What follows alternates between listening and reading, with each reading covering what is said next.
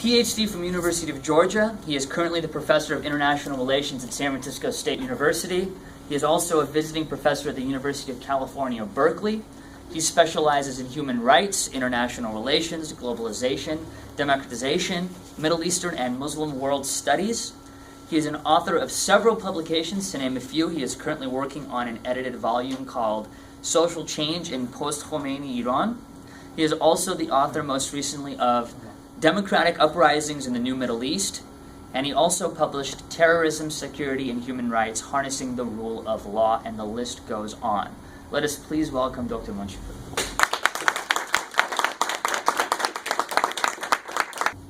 Before talking about U.S.-Iran relations, can we manipulate the light here? Can we just turn some of the lights here so that we can...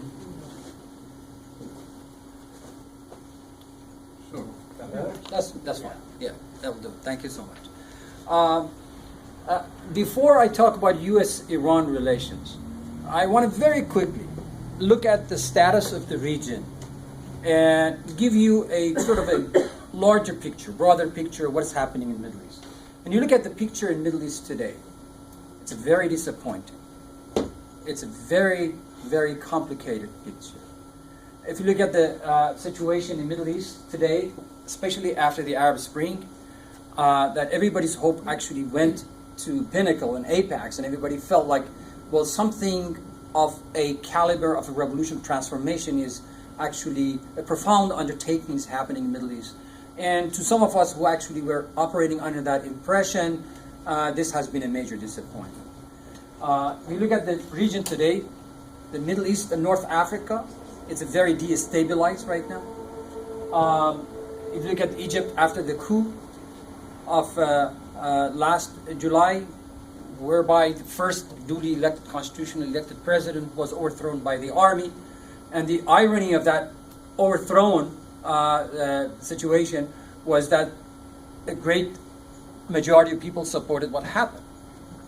So you have a coup which is supported by the army, by the military, and then you have a revolution that is called Arab Spring, and then when you actually juxtapose them, it gives you a very conflicting and very perplexing picture.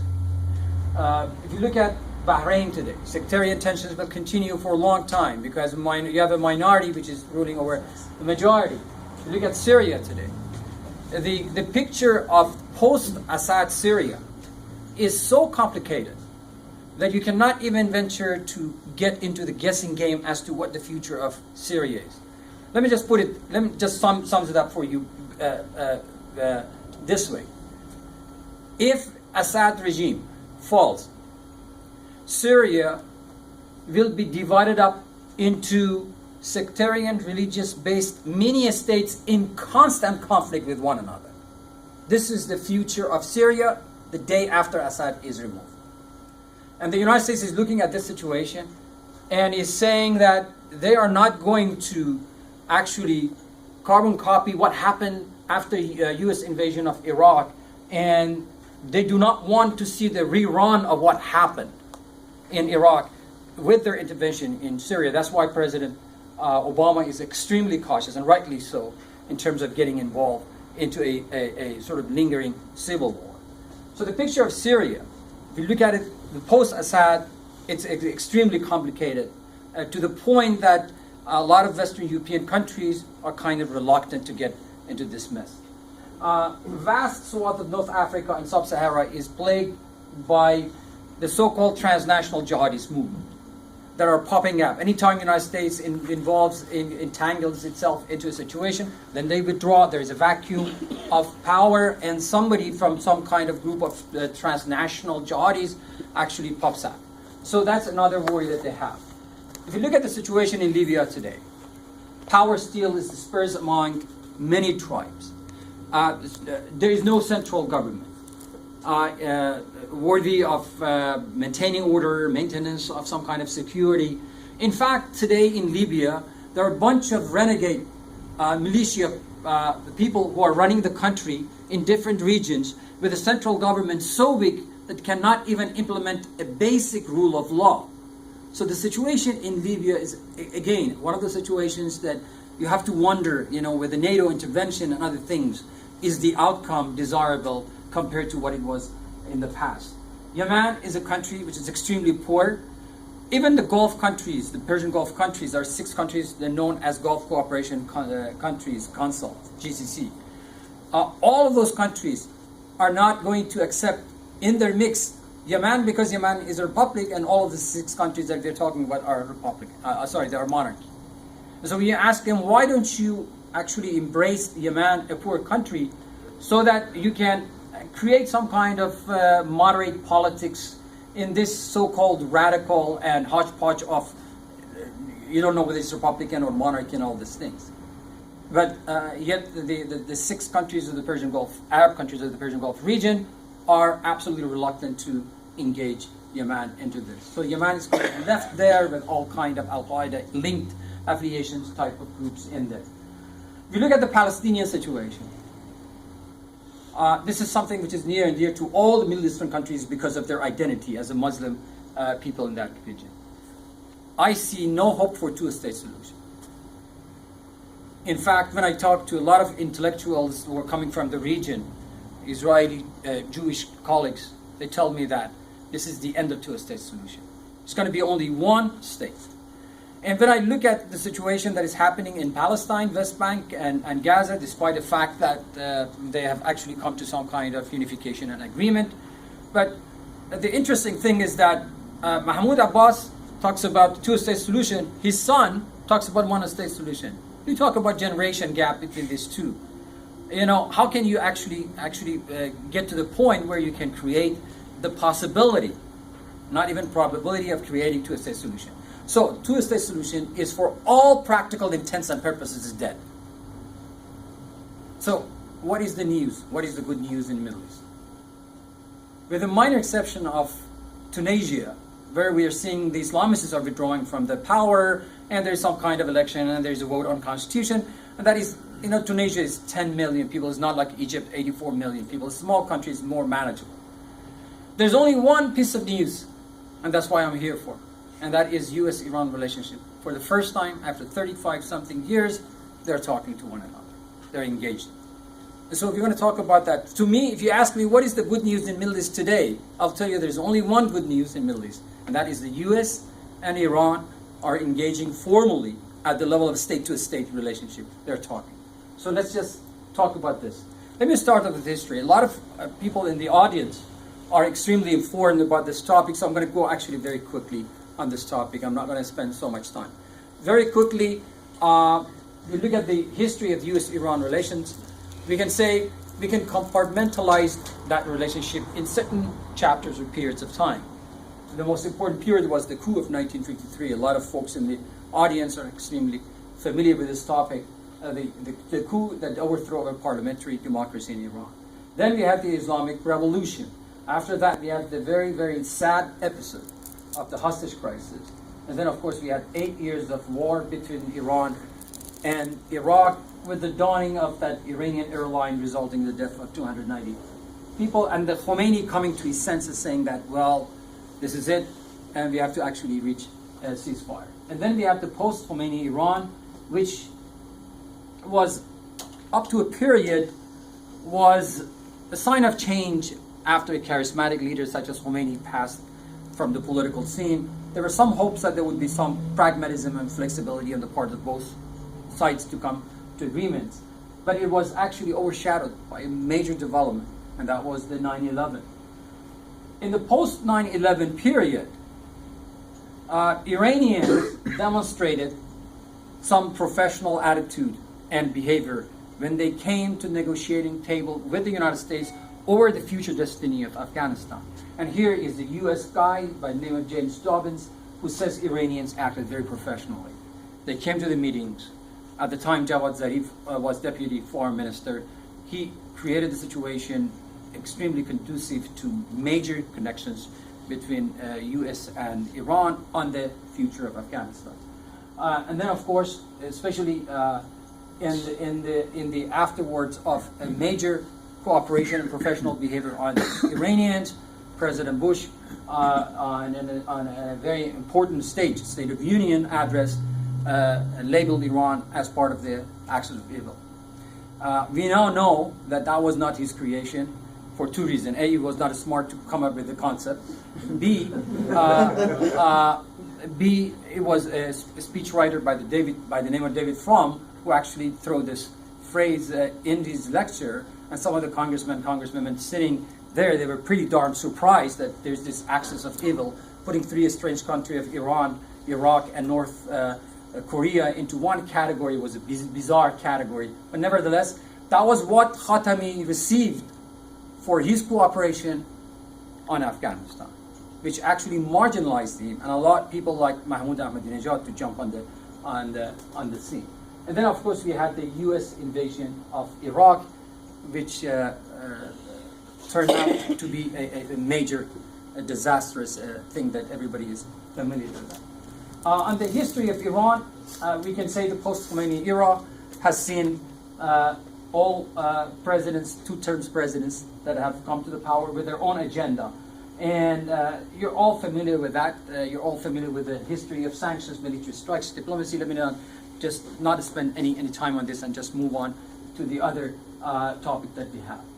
Let me talk a little bit about Hassan Rouhani. Why Hassan Rouhani is a little bit different from Khatami, and in what sense that difference could translate into practical diplomacy, and what are the benefits of that. Hassan Rouhani is supported by the leader at the top. So he has the support from above. Keep in mind that Khatami did not have that support. Rouhani has support from below because 70% of the people participated, and he won with 50-something plus percentage of the vote. So we can say he had the support from below, he has support from above, and he is a pragmatic centrist. The difference between Rouhani and Khatami is that Khatami was representing the reformist, left of the center, whereas Hassan Rouhani is sitting exactly at the center, has the opportunity to work with the right and left. He's a consensus builder. He has been for a long time. He is a prototypical people that is coming from the very center of the political establishment. He is the quintessential, so to speak, leader that is part of the establishment, is something that the establishment trusts him. So he has a little bit of advantage. If you are in a position that you have the support from above, from below, and even from the side, you must be in a position to actually push your agenda. From that point of view, you can argue that there's a little bit of difference between him and the way that Khatami was approaching the problems. But what I like about Rouhani is that he's surrounded by people who are technocrats and Western educated. I have a good friend of mine, teaches at the National University, Danishgah Mehdi, Shahid Beheshti today. His name is Mahmood, a well-known scholar, and he has been working with Hassan Rouhani for a long time. He's a graduate from Southern Cal, and he's a very prolific author, well-known. He has been, for the last 20 years, advisor of Rouhani. When I see Rouhani surrounded by such educated people, it heartens me that at least there are people around him who are actually understand the sensitivity of the situation. He has adopted what is called moderation in foreign policy.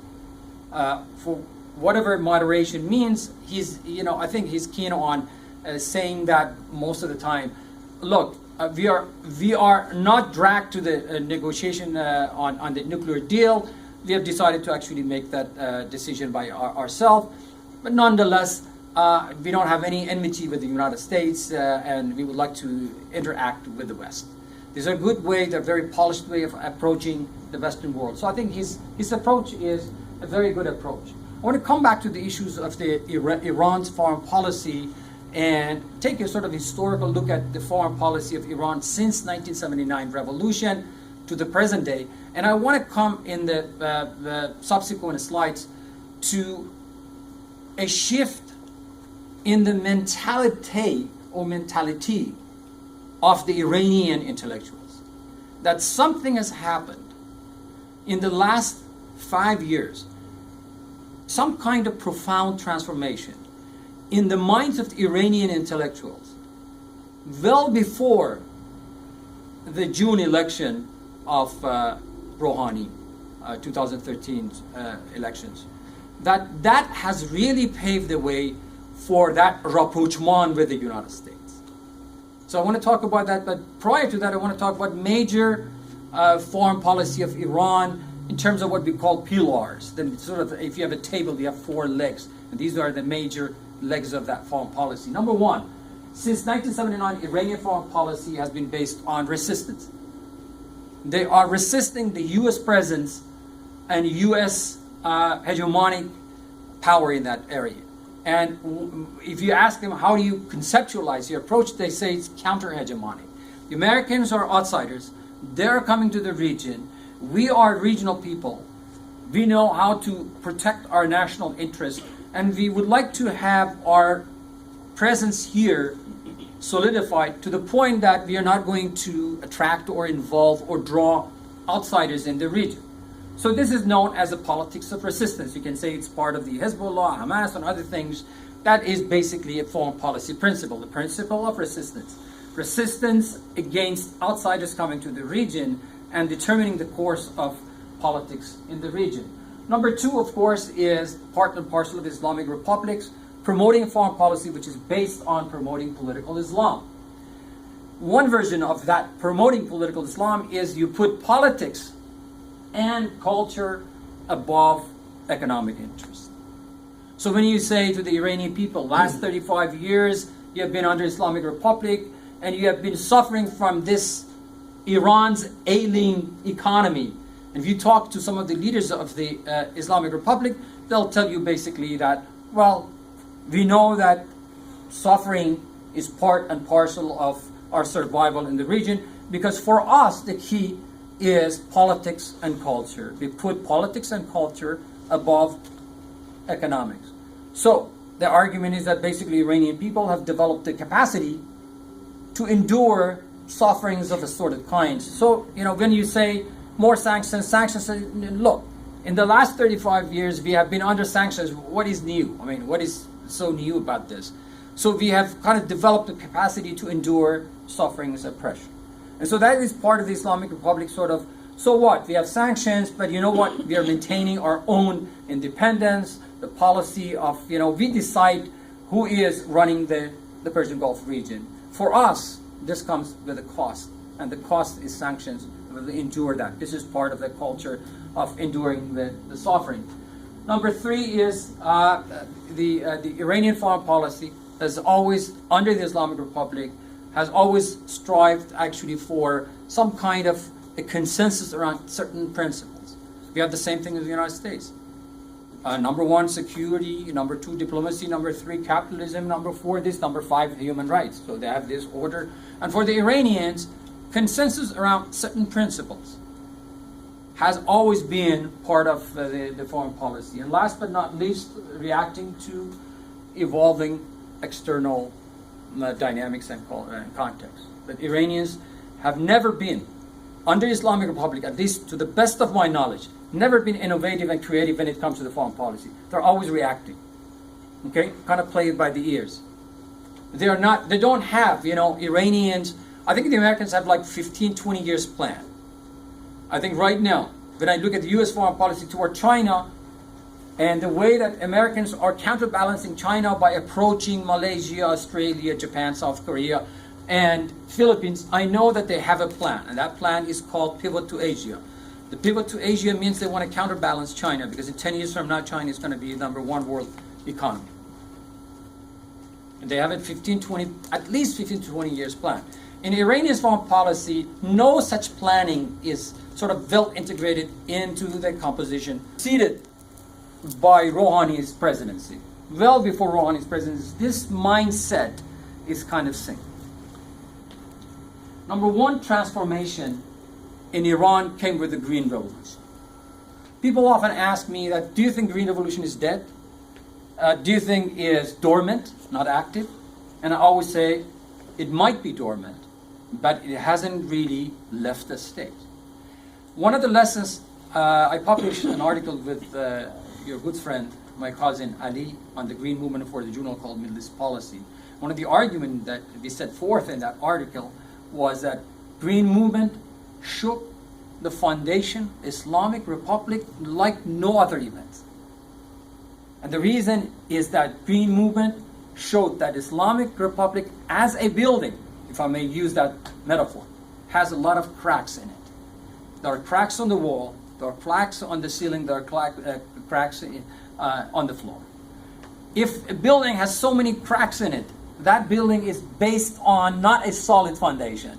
That building is based on a very shaky foundation.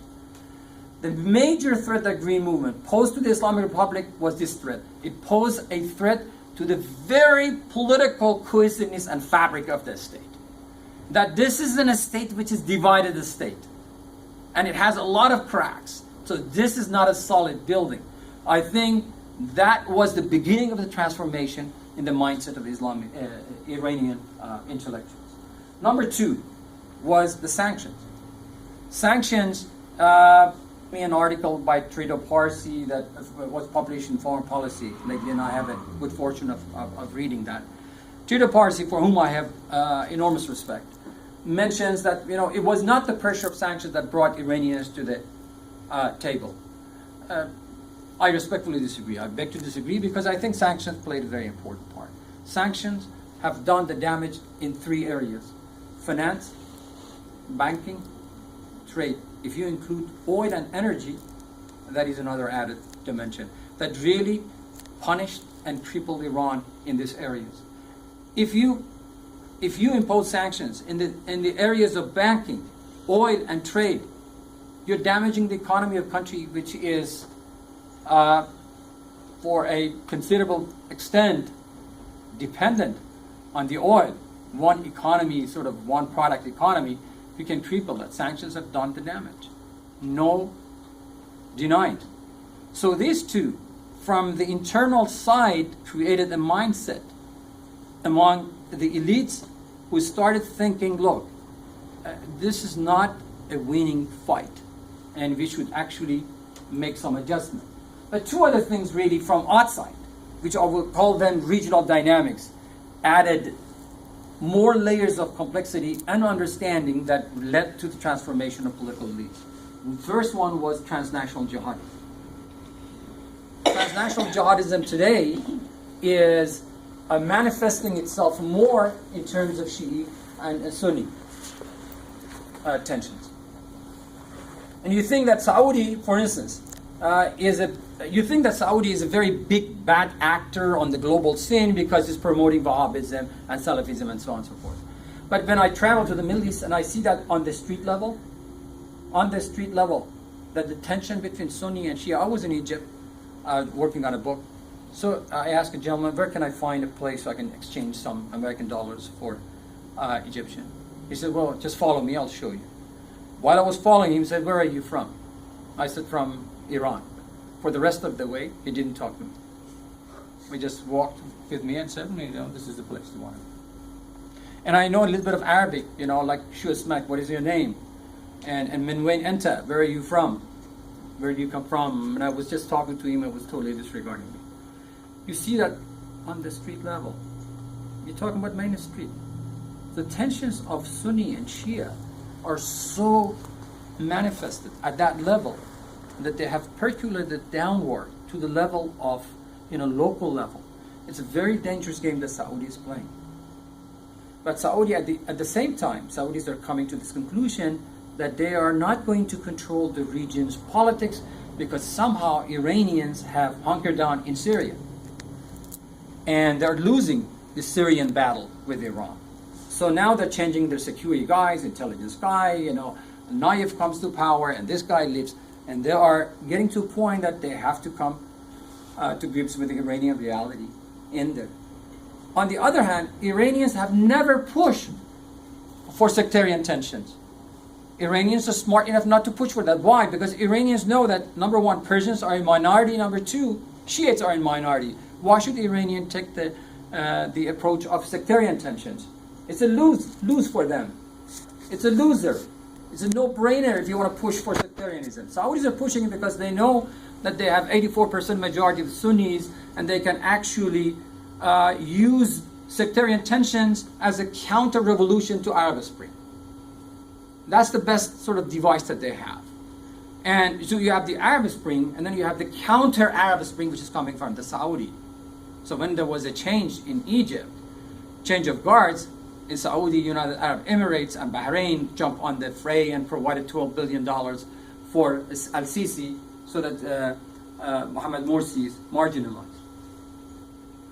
This has created a dilemma for the United States. And the dilemma is that when you look at the world actors and you try to say, well, this is a bad actor, this is a good actor. Iran is a bad actor, Saudi is a good actor. Which part of Saudi behavior is a good actor if Saudi is behind transnational jihadism? So that's the US, sort of, the United States is coming to this dilemma. And ironically, US and Iran have now an overlapping interest. And that overlapping interest is to prevent jihadism in the region. And the jihadism is nurtured by Sunni radicals. This is the irony of the history. That history goes into circles, just runs around, chasing its tail around the circle. What goes around comes around, and the United States is now faced with this dilemma. The dilemma is that they have to come to some kind of understanding with Iran because they have the common enemy. And the common enemy is Al-Qaeda and Al-Nusra and all the groups that are affiliated. Last but not least is the issue of oil and natural gas geopolitics. 10 years from now, the United States is going to be absolutely self-sufficient in terms of producing oil and gas as far as the Middle East is concerned. In terms of Mexico and Canada, U.S. dependency on the oil and gas from these countries or oil from these countries will increase, but not on the Middle East. We don't care if you engage and send more military presence in that region and spend some money. No.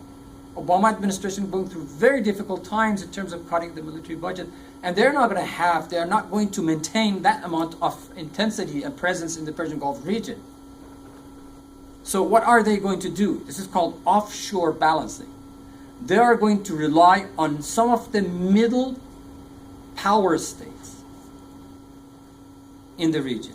There are only two countries that fit that definition, Iran and Turkey. If you can create a cooperation between Iran and Turkey on one hand, Iran and Turkey and the United States on the other hand, you could maintain stability and security of the Persian Gulf region. And if you think that Iraq is going to attack Saudi and the United States is going to land 500,000 of troops in the Saudi desert to protect Saudi from Iraq, nothing can be further from truth. The United States is not going to do that. Gone are the days that U.S. is going to put 500,000 of troops in Saudi to protect Saudi from the possible invasion from Iraq. Saudi is going to lose its interest. That's why the Saudi is very, very shaky right now when they see there is something like a rapprochement in the air between Iran and the United States. And frankly, Saudis are going to actually lose their significance politically because it's just, when the United States is not dependent on oil anymore, this is called changing geopolitical calculations. And it requires recalibration of the U.S. foreign policy.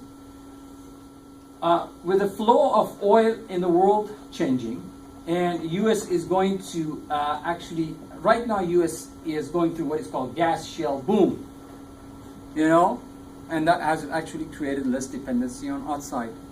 If this trend continues, all the United States needs in the region is to have some kind of cooperation with Iran. This is called normalization. And a professor from Harvard says that normalization is not friendship. We are not talking about friendship. You're talking about two rational actors sitting down and deciding about their politics in a rational manner. We cooperate in Iraq, Afghanistan.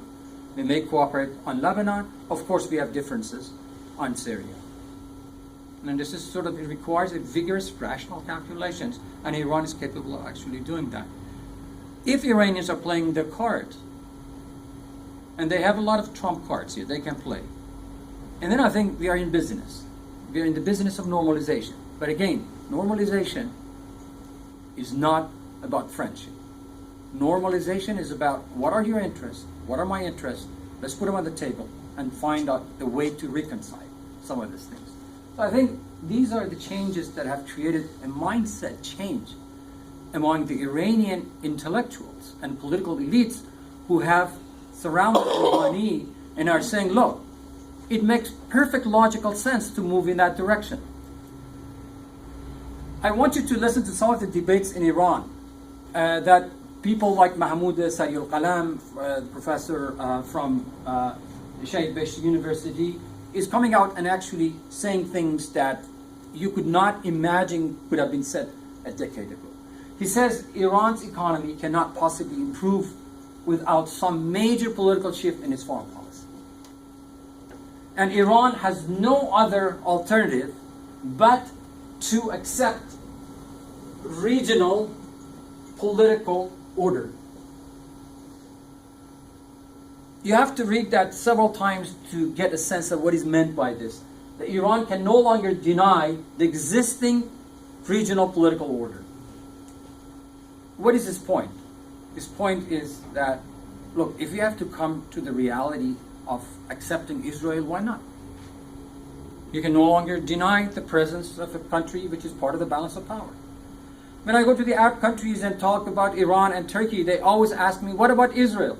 Even the Arabs have come to this understanding that you cannot deny the existence of a country in the Middle East called Israel, which is part of the balance of power. Iranians have to come to grips with this reality and accept Israel for whatever it is. You know, maybe its existence is based on some imperial agenda or something. Yes, Palestinians will never get their land. And yes, Palestinians are actually unjustly targeted. But the reality of politics today is that you cannot deny the existence of a country in the region. As long as Iranians have a foreign policy that denies the existence of another country, is not going, you know, people say, what is the relationship between U.S. foreign policy, Iranian foreign policy, and Iranians' sort of economy or ailing economy? There are relationships. You cannot deny the fact that part of the sanctions are actually imposed from outside of the United States. That there's a lobby here at work. There's a lot of things. So Iranians now are talking about it, and Mahmoud actually comes up and debates that. His writings are online, and this is one of the other argument that he makes, and this is something which is worthy of your attention.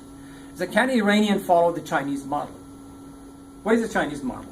You can make your foreign policy changes, you can change your economy, but you know what? You still maintain the core of political order. Can Iran emulate the Chinese model? That is to say that you can generate changes in your foreign policy, changes in your economy, but you can still maintain the political order. I don't know. With all due respect to Mahmoud, I have a little bit of disagreement. If you change your foreign policy, if you change your economy, can you still maintain the political order? The way the Chinese have maintained the integrity of the political culture. I don't know. Maybe Chinese are successful in producing 10% economic growth for 2 decades, and that keeps them in power. That keeps them in business. And Iranians have not been able to do that. And then what? But what I like about this debate, it is part of the discourse in Iran. It is no longer taboo to talk about these things. This is what I would call a transformation of change in the mindset of the Iranians. Look at the Iranian representatives, those who are part of the government. They say Iran's push for moderation is not tactical, it's very genuine. They are saying that, you know, we have come to the conclusion to make that change. When I listen to what Sadiq Ziwa Kalam, a political scientist at Tehran University, says, and I'm sort of at awe that he can say things so openly. He says ideology is the plight of diplomacy. We have a vast majority of folks here being Iranian. I say that in Persian. Ideology شده درد بلا زحمت مکافات گرفتاری اصلی دیپلماسی. This is a political scientist who are basically questioning the ideology of the Islamic Republic. Look, your ideology means that people who are pushing for this ideology don't care about national interest. They really do not have national interest in their mind when they're pushing for ideology. And this is part of the debate. This debate is happening in the newspapers. It's online. And so something is happening. Something is changing. Something is happening in the mindset and the political climate and atmosphere of Iran, which is unprecedented. I've never seen such a thing.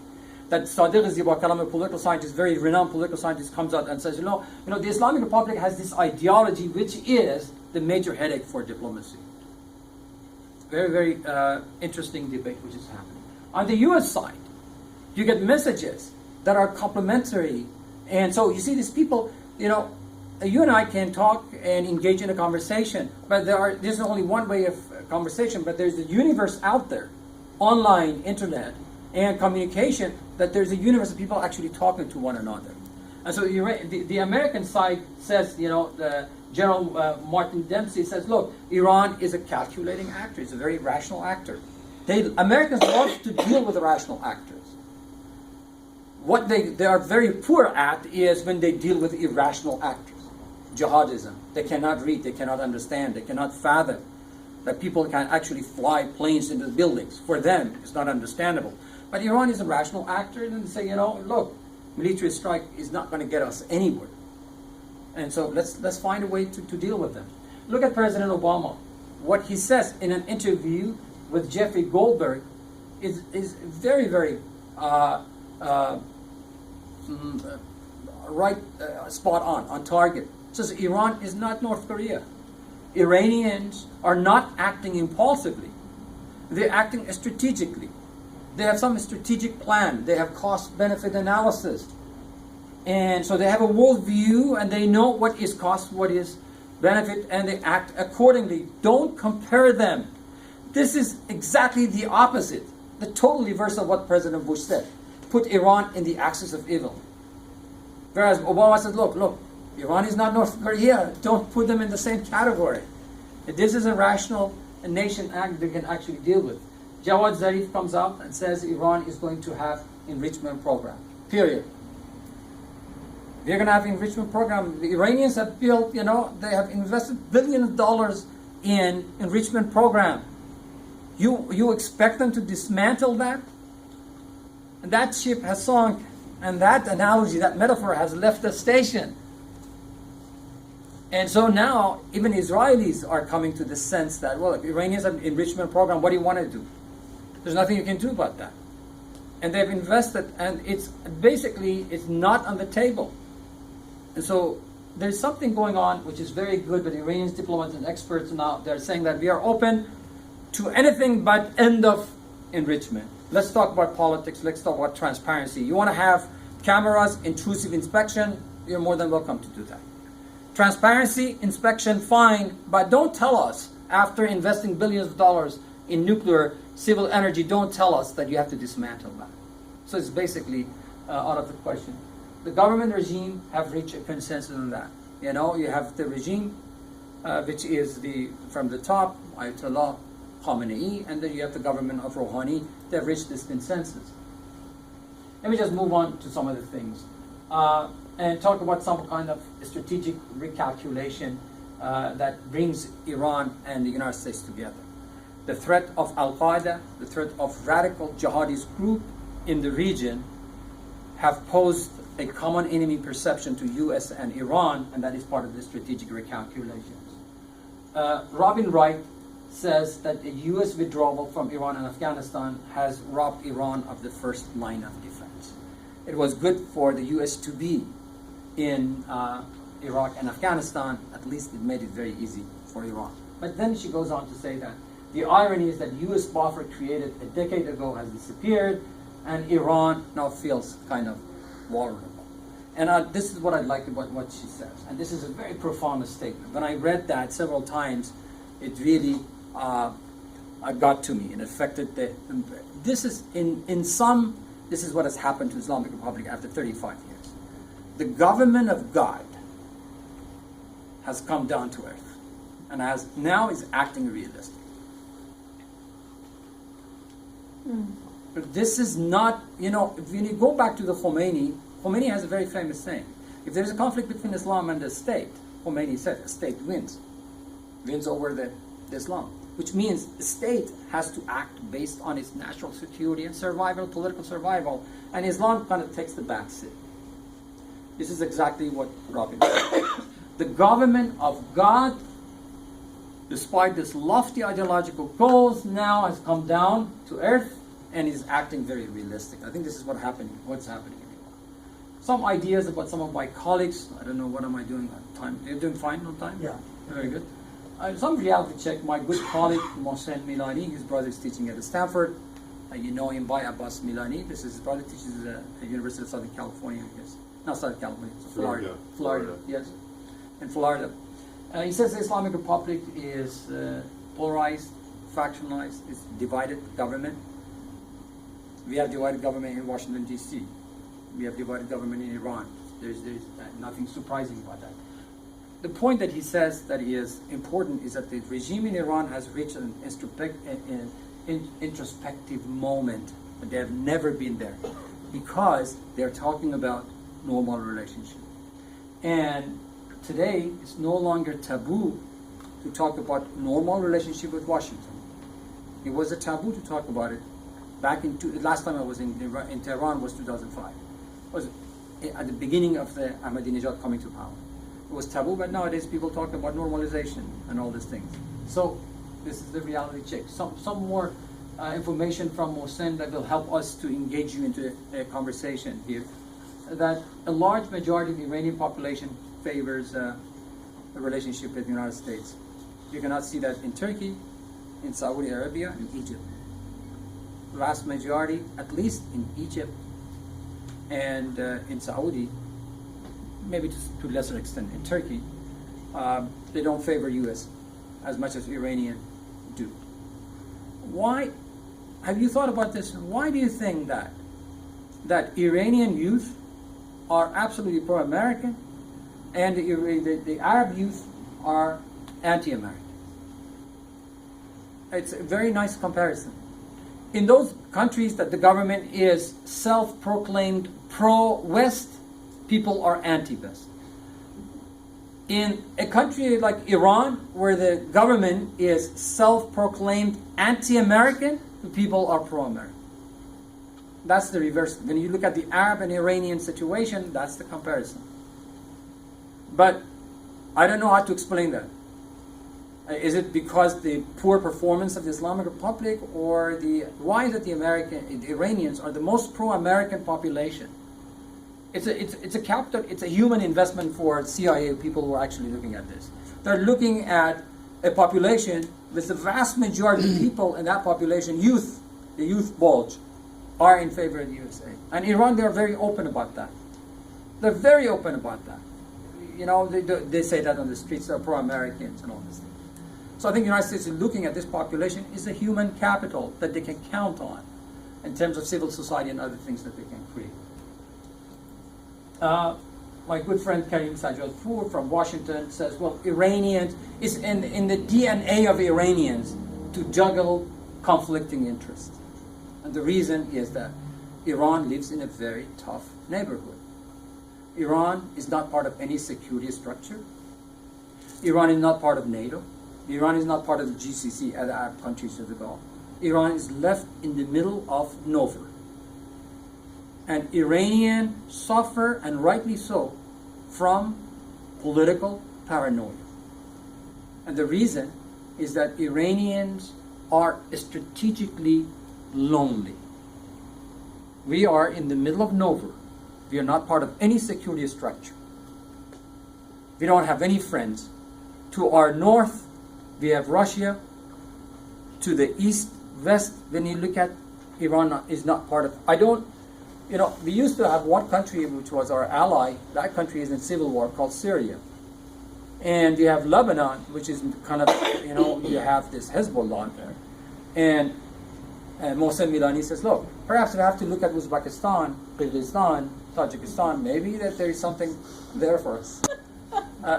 In a sort of half-joking way, his point is poignant, because he's saying that, look, we don't have any friends, we are strategically lonely, we suffer. I don't think some people say Iranians are isolated. I don't think Iranians are isolated. The Iranians are not isolated because they have two things. They have oil and natural gas. And I'm writing a paper to present in Turkey next month, in Ankara, about natural gas. The potential of Iran for the natural gas is enormous. Iran is sitting on 18% of the world's natural gas. Say 18, roughly 20%. That's 1/5 of the world. Natural gas is under the soil of Iran. But the problem is that we have mismanagement, corrupt regimes, and a lot of problems that we have. Foreign investment, there's no foreign investment, and sanctions. They do not allow Iran to thrive. So Iran turns around and gets natural gas from Turkmenistan and gives natural gas to, I don't know, to Armenia, some Azerbaijan, so that they can provide some light, electricity in the northern part of Iran. And whenever Iran wants to sell natural gas to Turkey, to Europe via Turkey, because of sanctions, they cannot do that. But if they reach an agreement with the United States, and if they can control domestic consumption, then they ought to be in a position to export. And you know what?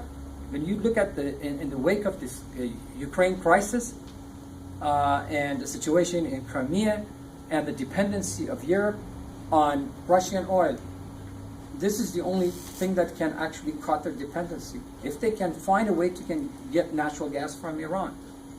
And the only way that natural gas can go from Iran to Europe, it has to pass through Turkey. So Iran's Turkey relationship in the next 10 years is going to be awfully significant. Watch out for Iran-Turkey relationship in the next decade. There is a book by this type, Next Decade, that is worthy of considerations. That Iran and Turkey are going to actually get closer, and if there is going to be any natural gas, potential of Iran is very high in terms of natural gas, then it has to go through Turkey. So there are a lot of opportunities, and one of the arguments that Karim Sajjalpour has is that in Iran there are two camps. And you don't know whether Iran is a country or it's a cause. One camp is for resistance, the other camp is thinking about national interest, security interest. They're not for ideology. And so he says, look, if you compare Turkey and Iran, in 1978, oil-rich Iran's GDP was double that of Turkey. Today is half. If you look at Iran's gross national income per capita, these are the 2010 World Bank, roughly close to today's, if not precisely identical. And if you compare the GNI per capita, again, Turkey is double the amount of Iran. Today's Turkey, the world's 17th largest economy, and is a member of G20. And Turkey has no gas, has no oil. Turkey has only location. Because this is where you connect Iran to Europe. They have the geography, but we have the resources. Isn't it a nice match if we can actually work with them? I think the Iranian politicians have reached to that point. And talk about opportunities, potential opportunities of investment in Iran, enormous. This guy, Charles Robertson, went to Tehran in early April, and he came back writing a piece for Christian Science Monitor, saying that Iran felt like Turkey 5 to 10 years ago, but with massive energy and natural gas resources. Enormous potential for investment. Iran's stock market has a capitalization of roughly $170 billion. This is a huge market.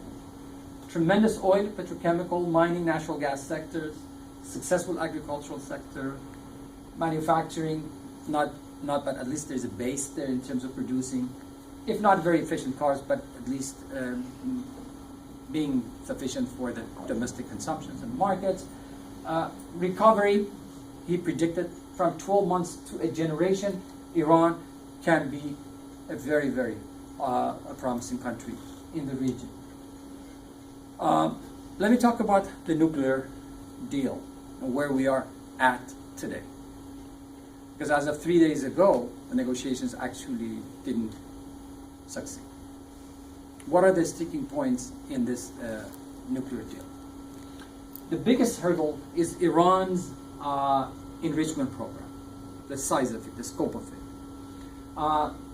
The number of centrifuges that Iranians would like to have Iran currently has 19,000. 10,000 of them are operative. The other 9,000, they are not. The West wants to keep that number like 2,000, 3,000. Iranians, on the other hand, have a big agenda. Iranians want to move to this number. Difference between 50,000 and 2,000 is huge. How can you actually, what is the bridging point? That's a major sticking point. Sanction relief. Iranians want sanction reliefs wholesome today. You know, we agreed, July 20th, we signed 6-month agreement, we enter into comprehensive agreement. We want all the sanctions being lifted as of July 20th, 2014. Americans, mostly Americans, but some of the Europeans want to lift the sanctions or waive them. They use the word waive sometimes. There's a huge difference between waiving or lifting. Waiving the sanctions stage by stage. So they still want to hold the noose around the neck of the Iranians, but the Iranians want that to be lifted. That's another problem. And then there's this debate about possible military dimensions. I was on NPR yesterday, known as the PMDs. The IAEA says that Iranians should come clean in terms of their previous nuclear programs, and we should have some evidence whether they've had some military plan. What are the military dimensions? Possible military dimensions. So, in other words, Iranians have to say, well, we had this plan for weaponization of nuclear energy, but we stopped it, say, at 2003 or something, after US invaded Iraq. But if they do that, it would complicate the P5+1 negotiations. So Iran is sort of at that, at a fork. What am I supposed to do? To reveal this information to IAEA? But this will have some ramifications and negative implications for my negotiations with the other side. So they are sort of debating on that, and that's why this past Friday they left Vienna with no major breakthrough. Other sticking points worthy of attention, and that's the key one: the breakout period. The United States wants to make sure that Iran is always, under all circumstances, 1 year, at least 1 year away from building a bomb, a nuclear bomb. They used to say 2 months is a breakout period. Now they have extend that to 1 year, which satisfies some kind of congressional resistance. And so that's the major point, that they're actually debating. The West wants a 15-20 year contract with Iran, agreement. When was the last time the Iranians signed a 15-20 years? We are Iranians, we know in Iran, a year, or 2 years, 3 years, but 15 years, 20 years down the road, you want to make, a commitment that long? So Iranians said, look, talk to us. We have a Bazari culture, bargain with us. Don't, 15? Okay, no, 5. Iranians saying 5. And so they are saying 15, and in this bargain, and you know what? Iranians will not lose that bargain because Iranians coming from Bazari culture. They win when it's in the debate. So I think this is a major point that Iran needs to come out of this, regardless of the outcome. They have to come up as if they have really gained something. Otherwise, Rouhani will be marginalized. Because Rouhani has to go back to Iran and say, look, we made these compromises. We secured these compromises. But, this is what we got in return.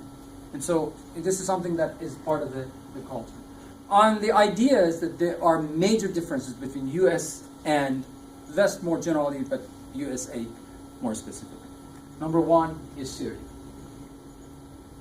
Iran may not be interested in Assad, but as my good friend Mohsen Milani says, Iran is interested in Assadism. Assadism is Iran may not really care that much for Bashar Assad, but they want to maintain contact, and they want to use Syria as a conduit to arm Hezbollah and to have a connection with Hamas. With Assad, or without Assad. So concept of Assadism, they want to work with an apparatus in power, a government in place, so that they can actually maintain their connection with Hezbollah and Hamas. If you look at Iran's alliance with Syria, it's not based on a religious ideology, because the 10% of the population that we call Alawites in Syria, by the Shiite standards, they are not true Shiites. They're offshoot of Shiism, but they're not true Shiites. And that's true. You know, if you look at the Alawites in Syria, Alawites men don't go to mosque. Alawites women don't put headscarf. The most secular elements of the Syrian society are the Alawites. They're entirely different. Some Shiites in Iran, they do not see Alawites in Syria as true Shiites, set aside Sunnis, who do not even believe in Shiism. Very interesting situation. So what is the alliance? On what basis there is an alliance, so to speak, between Iran and Syria? That alliance is purely strategic. It's not based on any religion. Iran's alliance with Hezbollah is religious. Iran's alliance with Syria is not religious. So when my good friend Mohsen Milani says, when people come to Ayatollah Khamenei and say, are you going to support us with regard to this policy or that policy? He says that this team that I have put together and I support, Hassan Rouhani's team, they deal only with nuclear issue. On Lebanon, Syria, Hamas, talk to me. Not to Rouhani's government. I am in charge. So Iran is interested in Assadism in that sense. So there's a very interesting argument there. Hezbollah, Lebanon, a very strong strategic alliance between Iran. Hamas, Iran supports Palestinians because that's the only trump card they have in the Arab world. In order to marginalize the Sunni-Shiite debate, Iranians have to play that trump card. If they want to marginalize Sunni-Shiite tensions, they have to say, you know, we are supporting Hamas despite the fact that Hamas is a Sunni government. It is based on a Sunni. Sometimes they know how to use it. At times, it's a trump card. It's not a very valuable card if you cannot use it. So it's like one of those cards that you have. If you use it, you know, sort of you lose. But if it's better to have it in your hand because it gives you a little bit of bargaining position. A U.S. hegemony and presence in the region. I don't know whether the United States is going to totally disengage itself from the Persian Gulf region. I don't believe that they are likely to do that. People say there's a possibility, but I say it's very highly unlikely, at least from what I have read. For foreseeable future, maybe 10 years from now, they do that. Iranians would like to minimize that. Iran's long-range missile is going to be another point of divergence. I remember that I was in Dubai about 2 months ago, and I was reading a local paper, Khalij Times or Gulf Times. And Ayatollah Khamenei said, well, you know, I'm not very optimistic about this negotiation with the United States, but I support it. But I know when we finish the nuclear issue, they're going to come after us with long-range missiles, and then when we actually deal with them, and they will come and say, you know, your human rights conditions are not in order, they will criticize us. So these are some of the major points there. My point of view, after kind of putting this together, is that I think the stakes are very high when it comes to U.S.-Iran relations. The stakes are so high that every party engaged and concerned in this debate, in this discussion, in this rapprochement, in this normalization, they know that the price of failure is very high. I don't think that there will come a day that Javad Zarif comes back from Vienna, goes to see Ayatollah Khamenei and says, you know what? This is it. We failed and negotiations did not pan out. we totally fail. Stakes are too high. There has never been such a sort of stacks of cards here in the USA and there in Iran that is so amenable to diplomatic relationship and flexibility. In the USA, you have Obama administration, who is playing on the American people that are sort of, they don't have any nostalgia for engagement outside, and they are sick and tired of foreign intervention. In Iran, you have devastating economy that Iranian people have suffered so much that the political regime feels threatened. And they are coming with the concept of heroic flexibility and all this creation because they are sending the message. The stakes are too high. This is a unique opportunity. And you cannot afford to miss this opportunity. So that's why I believe that the consequences of failure are horrendous. And the Iranian government and the US government do not want to be part of this consequence of failures. They fear that. That's one of the reasons that I think the rapprochement with the United States will go on, albeit slowly, but it will actually move on. Differences, of course, are large. I just gave you a number of centrifuges, but they're not insurmountable. In politics, as Aristotle taught us a long time ago, politics is the art of possible. Everything is within the realm and purview of possibility. If the politicians want to solve the problems, if there is political determination to solve it, technical issues can be managed. The political will right now is there. That's why, despite the fact that the recent round of negotiations in Vienna failed this past Friday to produce any breakthrough, Jawad Zarif did not go back to say to Iranian president or supreme leader, you know what, we have tried diplomacy, it didn't actually pay off, it's about time to change the course. I don't think so. I don't believe that. I think there's political determination to come to some kind of understanding. And so this actually is moving forward. Both West and Iran cannot afford to lose this opportunity. They have reached a point where they cannot lose this opportunity. Normalization is different from friendship. Iran is not going to open a U.S. embassy in Tehran a year from now. And this is not going to be the same, the counterpart of that is not going to be open in Washington, D.C. So we're talking about normalization. It's a very, very rational, rigorous, rational analysis, regardless of whether or not Iran is going to have a special place like Israel in the heart of the Washington establishment. This is not going to happen. We're talking about rationalization, we're talking about normalization, but it is way, way far from a friendship. And I believe that a deal can and will be reached. It's only a matter of time. Because the two countries have reached, based on a new calculation of geopolitics, that this is the opportune time to do that. And let me just finish on a couple of things, and then we can open it up for Q&A session. Akbar Ganji wrote a piece for CNN last week. It caught my eye. And I've never been a social determinist political scientist.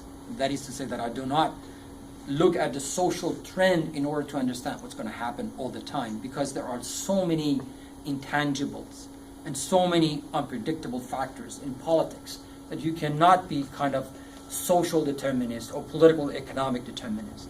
But if you look at the social developments in Iran, like Ganji says, it's beyond the control of the supreme leader. Things are happening in Iranian political context that if you read them very carefully, you can say that Islamic Republic is not going to be there for some time, maybe for some times to come, quite some time, but not for a long period of time. Look at the social developments in Iran. In 1978, just about less than 50% of the population lived in urban areas. Today, 70% of the Iranians live in urban areas. Students such as NEMA, students of international politics, global politics, when they define modernization, they know that there are two important indicators for modernization: urbanization, education. If you want to define a modernized society, the most modernized society in Middle East and North Africa, especially North Africa, is Tunisia. And the reason is that the most urbanized, the most educated population in North Africa are in Tunisia. That's why Tunisia has a chance to become a democratic system. In Iran, you have the most urbanized and the most modernized. Iranian women are the most achieved women in the entire Middle East. And I say that not because I was born from an Iranian mom, it's just because that's the reality in the region. The literacy rate in Iran has increased from less than 50% back to year prior to revolution to 85%. I've seen even 90%. This is amazing. You're talking about a population that is literally can read and write at least his or her name. Women represent less than 1/3 of the country's college students back in 1978. Today, 65% of the Iranian college graduates are female. This is a social development. What do you think is the implications of that for the society? It has a major implication for the society. It has this level of university educated female. They have changed the patterns of marriage in Iran. Back in 1978 when I was in Tehran, when you were going to marry a girl, if you were a boy and want to get, you would marry an Iranian girl, your status has to be above the girl's status. That is to say that girls do not marry a boy at their status. They marry a boy at or above their status. This pattern has changed. Now you have a lot of master degree students and Ph.D. students that are females. They marry a boy who is successful in Bazaar and doesn't have a college education. 64% females are graduates from universities. They cannot find the counterparts having a degree of Ph.D. and master, something at the above. Social patterns have changed in Iran. And do you think Ayatollah Khomeini can control that development? Sitting somewhere in Tehran and controlling social developments? It's impossible to do that. Things are changing beyond the control of the supreme leader. And so there's a kernel of truth in that argument. Should Iran follow the Chinese model? It could be the case. When Nixon and Mao met in early 70s, little did we know at that time that there would come a time that Chinese are financing U.S. debt and Apple iPhones will be made in Shenzhen. This is happening. There's a possibility for Iranians to move in that direction. This type of thinking is not percolating downward to the level of university and educated and college students. It's a very interesting way. Let me end up with two slides. Looking at Iranian situation, so it's perspective from Tehran, perspective from Washington. First, perspective from Iran.